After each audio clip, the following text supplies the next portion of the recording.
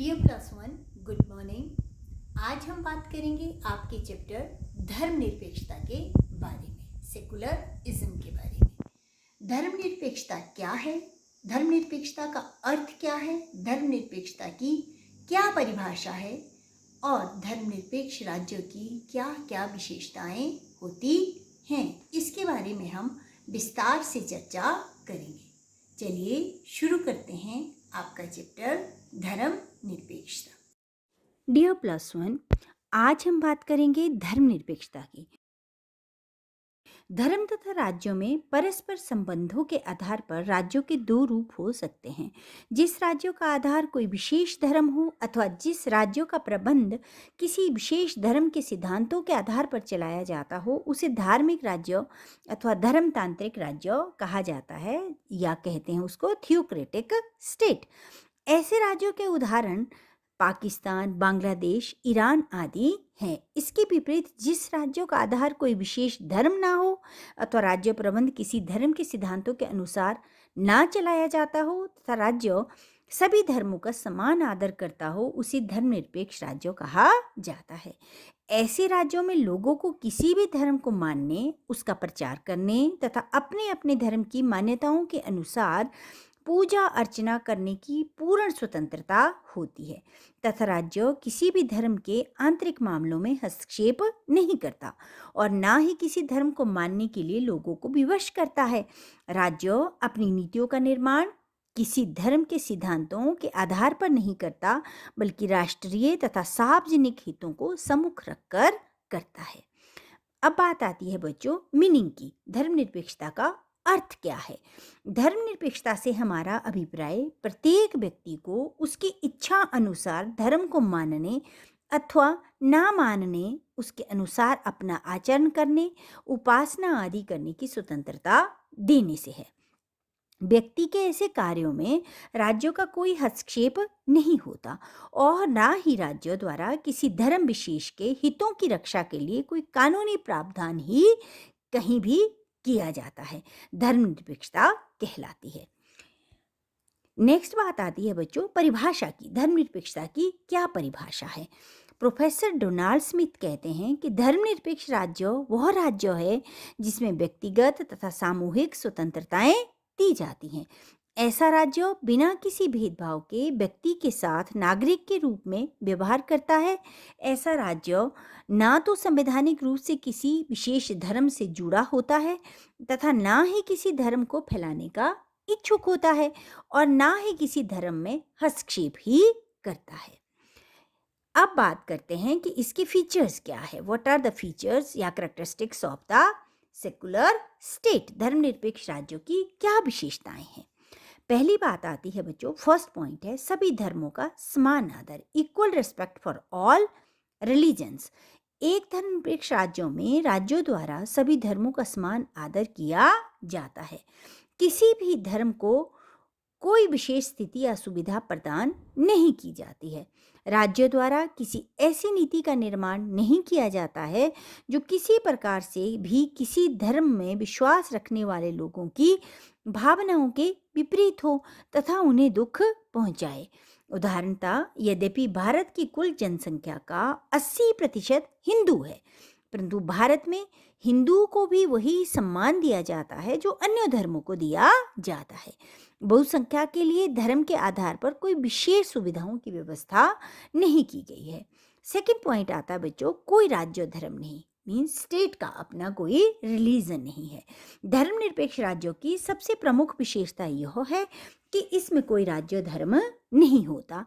दूसरे शब्दों में हम कह सकते हैं कि राज्यों द्वारा किसी धर्म को मान्यता नहीं दी जाती और ना ही राज्य किसी धर्म पर आधारित होता है।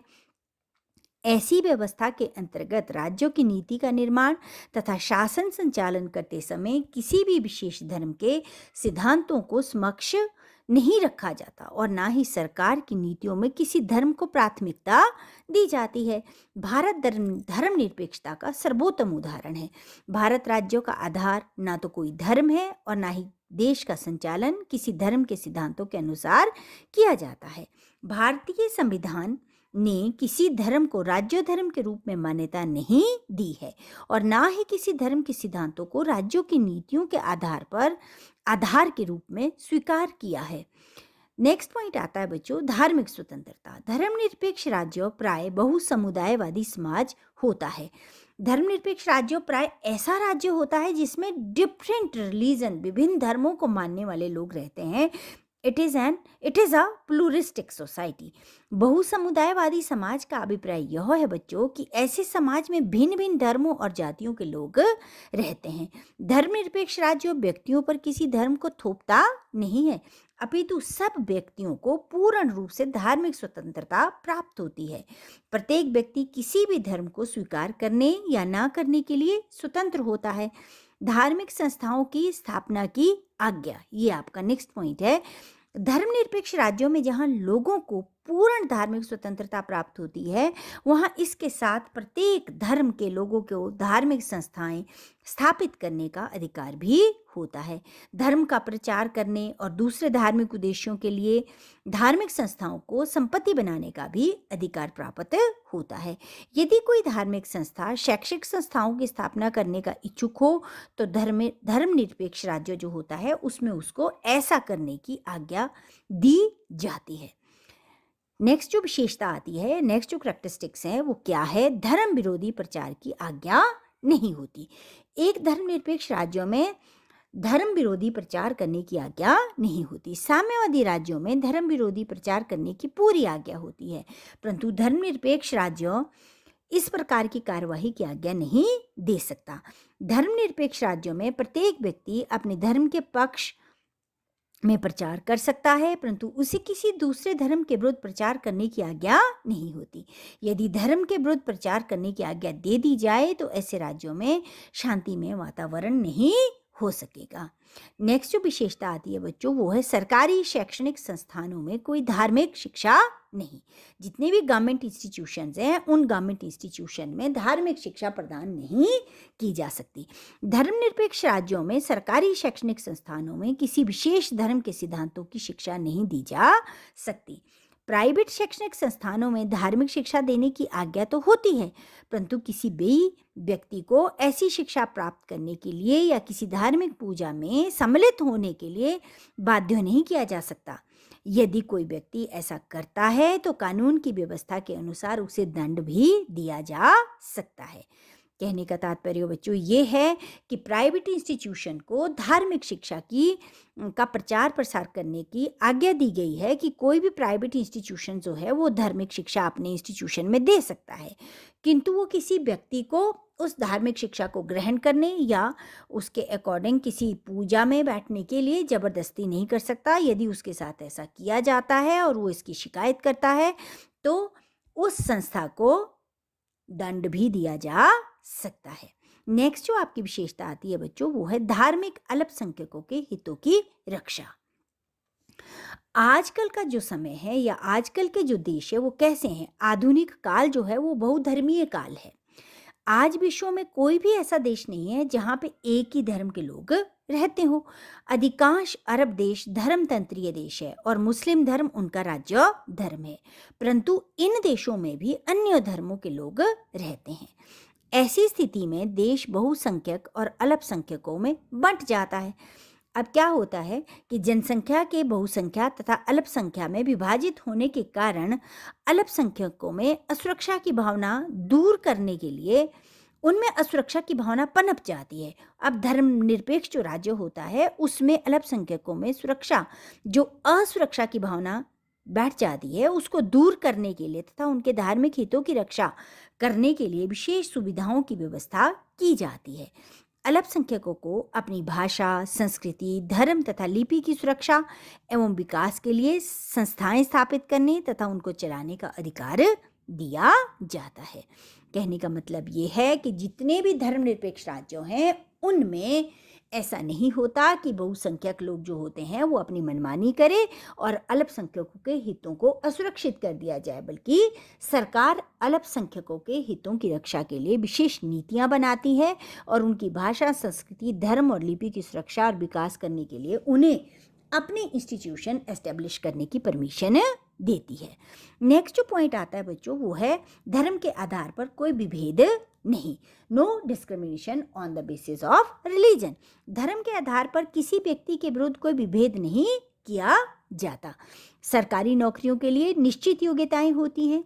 किसी भी धर्म से संबंधित व्यक्ति उन निश्चित योग्यताओं को ग्रहण करके सरकारी नौकरी प्राप्त कर सकता है।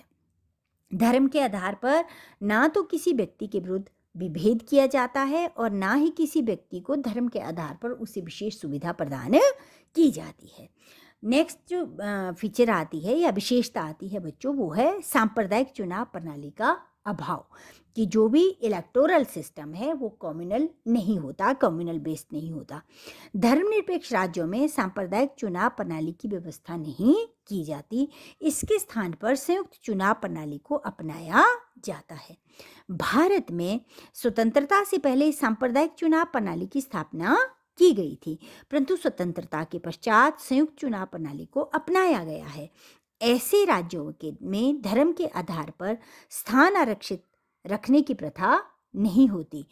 अन्य शब्दों में हम कह सकते हैं कि विभिन्न धर्मों के लोगों के लिए विभिन्न चुनावों का प्रबंध नहीं होता, अपितु चुनाव क्षेत्र निर्धारित करने के लिए क्षेत्रीय आधार अपनाया जाता है। बच्चों इसको ऐसे समझ सकते हैं कि जो सीट्स रिजर्व की जाती है वो रिलीजन के बेस पे रिजर्व नहीं की जाती। उनको जो रिजर्वेशन दी जाती है कंस्टिट्यूएंसी में, रिजर्वेशन जो दी जाती है सीट्स को रिजर्व करने के लिए, उसका जो आधार होता है वो धर्म नहीं होता। धर्मनिरपेक्ष राज्यों में उनका आधार धर्म नहीं होता। नैतिक सिद्धांतों को मान्यता, ये आपकी नेक्स्ट फीचर है कि धर्मनिरपेक्ष राज्यों में यद्यपि किसी विशेष धर्म को अपनाया नहीं जाता और ना ही मान्यता प्रदान की जाती है, तथापि फिर भी धर्मनिरपेक्ष का अर्थ अधर्म या विधर्म बिल्कुल नहीं है। ऐसे राज्यों में प्राय नैतिकता के सिद्धांतों को पूर्ण मान्यता दी जाती है तथा राज्य उन्हें स्वीकार भी करता है।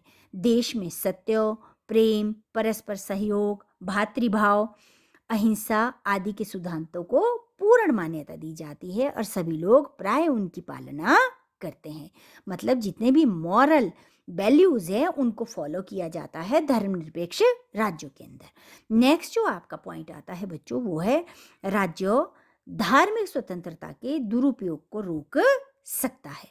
धर्मनिरपेक्ष राज्यों का यह अभिप्राय नहीं है कि राज्य लोगों को धार्मिक स्वतंत्रता के अधिकार के दुरुपयोग करने की छूट देता है। राज्य धार्मिक गतिविधियों में हस्तक्षेप कर सकता है। यदि धार्मिक स्वतंत्रता के नाम पर कोई व्यक्ति या धार्मिक समुदाय अन्य व्यक्तियों या धार्मिक समुदायों पर अत्याचार करता है तो राज्य समाज में शांति, व्यवस्था, सद्भावना तथा नैतिकता बनाए रखने के उद्देश्य से भी धार्मिक विषयों पर आवश्यक प्रतिबंध लगा सकता है। इसका मतलब क्या हुआ कि धर्मनिरपेक्ष राज्यों का ये मतलब बिल्कुल नहीं है कि अगर आपको धार्मिक स्वतंत्रता प्रदान की गई है तो आप उसका दुरुपयोग करें। राज्य धार्मिक गतिविधियों में हस्तक्षेप कर सकता है यदि राज्यों को ऐसा महसूस हो जाए कि स्वतंत्रता के नाम पर कोई व्यक्ति या धार्मिक समुदाय अन्य व्यक्तियों या धार्मिक संस्थाओं का शोषण कर रहा है या समुदायों पर अत्याचार कर रहा है। तो ऐसे राज्य समाज में शांति, व्यवस्था और सद्भावना को बनाए रखने के लिए उसके उद्देश्यों से धार्मिक विषयों पर आवश्यक प्रतिबंध भी लगा सकता है। बच्चों हम कह सकते हैं कि इस प्रकार राज्य ऐसी स्थिति में जबकि धार्मिक स्वतंत्रता का दुरुपयोग किया जा रहा है हस्तक्षेप भी कर सकता है, इस पर आवश्यक प्रतिबंध भी लगा सकता है। तो ये था बच्चों आपका धर्मनिरपेक्षता क्या है, उसका अर्थ क्या है, उसकी परिभाषा क्या है और उसकी विशेषताएं क्या है। इसमें से आप 3 प्रश्न अच्छे से कर सकते हो। धर्मनिरपेक्षता किसे कहते हैं, धर्मनिरपेक्षता की परिभाषा दीजिए या धर्मनिरपेक्ष राज्यों की विशेषताओं की व्याख्या कीजिए। उम्मीद करती हूँ आपको ये टॉपिक समझ में आया होगा। Thank you very much.